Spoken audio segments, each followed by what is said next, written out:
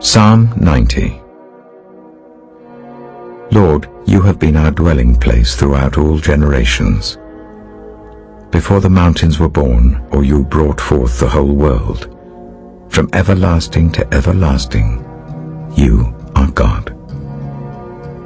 You turn people back to dust, saying, "Return to dust, you mortals." 1,000 years in your sight are like a day that has just gone by, or like a watch in the night. Yet you sweep people away in the sleep of death. They are like the new grass of the morning.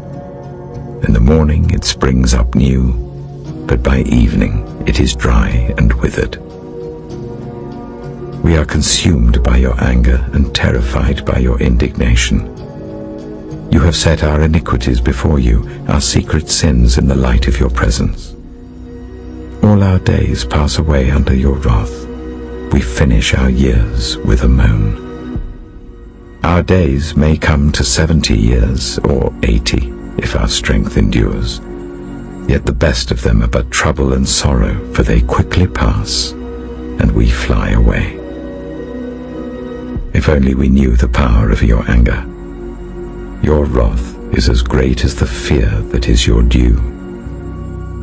Teach us to number our days, that we may gain a heart of wisdom.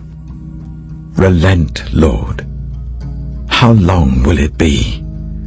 Have compassion on your servants. Satisfy us in the morning with your unfailing love, that we may sing for joy and be glad all our days. Make us glad for as many days as you have afflicted us, for as many years as we have seen trouble. May your deeds be shown to your servants, your splendor to their children. May the favor of the Lord our God rest on us. Establish the work of our hands for us.